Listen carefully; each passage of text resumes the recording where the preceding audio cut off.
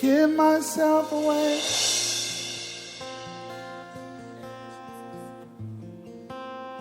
I give myself away. Bien-aimés dans le Seigneur, soyez bénis de partout où vous nous suivez. C'est encore votre humble serviteur, le prophète Nathan Odimba. Je viens partager avec vous une portion de la parole de Dieu ce soir pendant quelques minutes. Et je suis sûr et certain que ça va vous édifier. Vous serez bénis à travers cette parole. Je ne sais pas l'heure à laquelle vous me suivez, mais laisse que Dieu vous bénisse abondamment. Vous qui êtes au Congo, République démocratique du Congo, Congo-Brazzaville, vous êtes en Angola, vous êtes au Gabon, vous êtes au Togo, vous êtes en France, en Belgique, en Italie, en Angleterre, que le Dieu de mon appel, le Dieu de mon ministère vous bénisse abondamment. J'aimerais partager avec vous quelque chose sur la Pentecôte. C'est vrai, bien-aimés, aujourd'hui nous célébrons dans nos églises la Pentecôte, nous partageons sur la Pentecôte, nous parlons sur la Pentecôte. Qu'est-ce que l'on entend sur la Pentecôte? Qu'est-ce que la Pentecôte? Qu'est-ce que la Pentecôte peut amener à porter dans la vie d'un chrétien? Je vais lire la parole de Dieu, je suis dans Actes des Apôtres chapitre 2 et je commence au premier verset. La Bible dit, lorsque le jour de la Pentecôte arriva, ils étaient tous ensemble dans les mêmes lieux. Tout à coup, il vint du ciel un bruit comme celui d'un souffle violent qui remplit toute la maison où ils étaient assis. Des langues qui semblaient de feu et qui se séparaient les unes des autres leur apparurent. Elles se posèrent sur chacun d'eux. Ils furent tous remplis du Saint-Esprit et se mirent à parler d'autres langues selon que l'Esprit leur donnait de s'exprimer. Bien-aimés dans le Seigneur, nous parlons sur la Pentecôte et j'aimerais que nous puissions partager pendant quelques minutes. En guise d'introduction, la Bible dit que la prophétie avait été annoncée depuis les temps anciens qu'un fils viendra, un fils naîtra et ce fils viendra pour la délivrance de toutes les nations. Et ce fils-là, c'est notre Seigneur Jésus-Christ. Bien-aimé, pendant qu'il est né, la Bible dit qu'il a commencé à exercer son ministère. Dans son parcours ministériel, la Bible dit qu'un jour arriva que notre Seigneur est mort. Et le troisième jour, il ressuscita. Et la Bible dit qu'il devait rentrer au ciel auprès du Père. Et la Bible dit que pendant qu'il était enlevé, allant vers le ciel, les yeux étaient levés vers le ciel, les regardant comment est-ce qu'il est retourné au ciel. Tout le monde est en train de l'observer. Et il a fait une promesse à l'église corps du Christ. Qu'est-ce que le Seigneur avait dit? Je suis dans Actes chapitre 1er et je vais lire le verset 5, le verset 7 et le verset 8. Qu'est-ce que le Seigneur avait promis à l'église corps du Christ? La Bible dit, car Jean a baptisé d'eau, mais vous, dans peu de jours, vous serez baptisés de l'Esprit Saint. Et donc réunis, demandèrent, Seigneur, est-ce en ce temps que tu rétabliras le royaume pour les Israélites? Il leur répondit, ce n'est pas à vous de connaître le temps ou le moment que le Père a fixé de sa propre autorité. Mais vous recevrez une puissance, celle du Saint-Esprit, survenant sur vous. Et vous serez mes témoins à Jérusalem, dans toute la Judée, dans la Samarie et jusqu'aux extrémités de la terre. Bien-aimé, le Seigneur allant au ciel, il a promis, il a dit que vous recevrez le Saint-Esprit et vous serez mes témoins. Il a commencé à énumérer les villes. Il a même parlé de la Samarie, vous serez mes témoins. Et il a dit que c'est dans peu de temps. Lorsque le Seigneur a été enlevé au ciel, bien-aimé, la Bible est en train de dire que cette promesse avait été faite aux disciples, avait été faite à l'église corps du Christ. Cette promesse avait été faite aux enfants de Dieu. Et quand cette promesse a été faite, tout le monde était en attente du Saint-Esprit.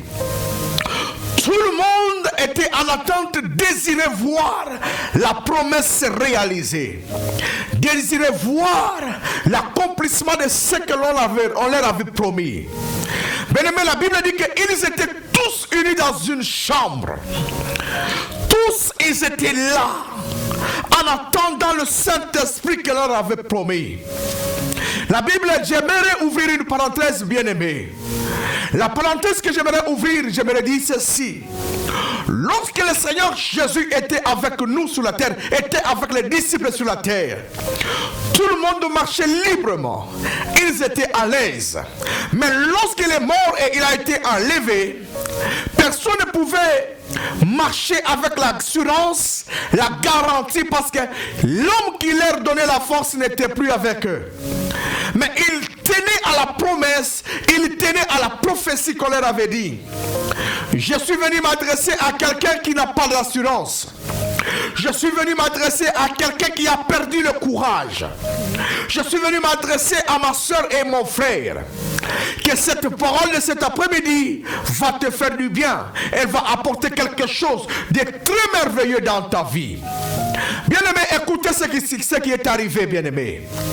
La Bible dit que pendant qu'ils étaient unis dans la chambre haute, tout à coup un bruit s'est fait entendre. Et ce bruit-là, c'était l'avènement du Saint-Esprit. Et quand le Saint-Esprit est descendu, le Saint-Esprit n'a pas choisi. Le Saint-Esprit n'a pas regardé que toi tu es clair et celui-ci est noir. Mais la Bible dit que le Saint-Esprit est descendu sur tous. Et tous, leur langue a été déliée. Leur langue a été libérée. Leur langue a été déliée. Ils ont commencé à parler en langue. Ils ont commencé à parler en langue. Bien-aimé, la première chose que tu dois retenir, la Pentecôte, c'est l'avènement du Saint-Esprit. La Pentecôte, elle vient changer l'historique de la vie de quelqu'un. Et la deuxième des choses que tu dois retenir, lorsque la Pentecôte arrive dans la vie de quelqu'un, elle délie les langues. Elle libère les langues. Le muet parle. Le paralytique marche. Les aveugles voient. Et la Bible dit ceci. Ils se sont mis à parler dans les langues nouvelles. Les langues dont ce n'était pas n'importe qui pouvait les écouter. Mais c'est celui qui était rempli de l'esprit qui pouvait écouter ces langues.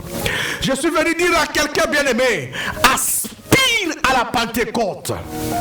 Désire la Pentecôte. Mais quand la Pentecôte arrive dans la vie de quelqu'un, les ténèbres est chassée et la lumière arrive. Quand la Pentecôte arrive dans la vie de quelqu'un, les chaînes tombent et on est libre. Quand la Pentecôte arrive dans la vie de quelqu'un, la délivrance devient possible. Quand la Pentecôte arrive dans la vie de quelqu'un, la stérilité tombe et la fécondité arrive. Bien-aimé, quand la Pentecôte arrive dans la vie de quelqu'un, les limites sont brisées et nous sommes obligés d'aller au-delà de nos limites. Je m'adresse à cette sœur, je m'adresse à ces frères. Tu désires la Pentecôte. Tu as besoin de la Pentecôte. Tu aspires à la Pentecôte. Bien-aimé, la Pentecôte libère les esprits des gens.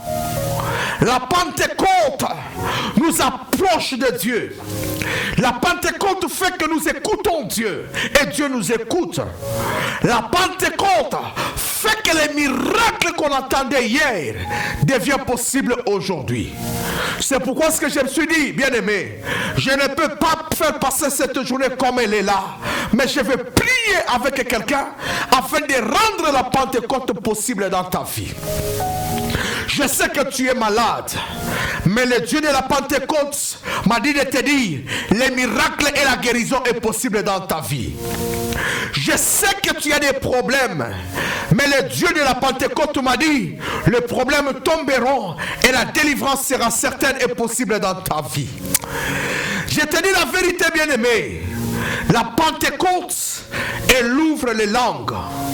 La Pentecôte délie les langues.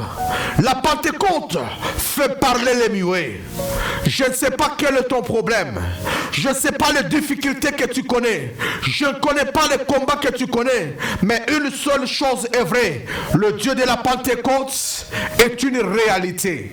Le Dieu de la Pentecôte est capable. Le Dieu de la Pentecôte brise les limites. Le Dieu de la Pentecôte ouvre les portes. Le Dieu de la Pentecôte rend toutes choses faciles. Je vais prier pour toi qui m'as suivi ce soir. Je vais prier pour cette soeur. Je vais prier pour ses frères. Je vais prier pour cette maman. Je vais prier pour ce papa. Je vais dire, Seigneur, rends possible la Pentecôte dans nos vies. Rends possible la Pentecôte dans la vie de mon frère. Rends possible la Pentecôte dans la vie de ma soeur. Seigneur, la Bible dit, lorsque le Saint-Esprit est descendu, les langues qui étaient liées ont été déliées. Bien dans le nom de Jésus-Christ, Père, que les langues soient déliées. Que les langues soient déliées. Que les langues soient déliées. Père, je déclare que les langues soient déliées. Là où les portes étaient fermées, que ces portes s'ouvrent. J'ai dit, je rends possible la Pentecôte dans la vie de ses frères. Je rends possible la Pentecôte dans la maison de cette femme. Je rends possible la Pentecôte au travail de cet homme. Je rends possible la Pentecôte dans le milieu social de cet homme, de cette sœur. Au nom puissant de Jésus-Christ. Au nom puissant de Jésus-Christ. Au nom puissant de Jésus-Christ. Au nom puissant de Jésus-Christ. Au nom puissant de Jésus-Christ, là où tu étais limité, que tu émerges. Là où tu étais limité, que tu prospères. Là où tu étais limité, que tu vois la gloire de Dieu t'accompagner. Père, nous te disons merci d'avoir été Dieu avec nous pendant ce moment et avec ton peuple. Dans le nom puissant de Jésus-Christ, nous avons ainsi prié et nous disons Amen. C'était votre humble serviteur, le prophète Nathan Odimba, de la nouvelle cité de David. Je salue la grande famille de Barzilai. Je salue le bishop Zachary Kabengele. Je salue Maman Monique. Et je salue tous les hommes de Dieu qui me connaissent de loin comme de près. Dans le nom de Jésus-Christ. J'ai ainsi dit et je dis Amen. I give myself away.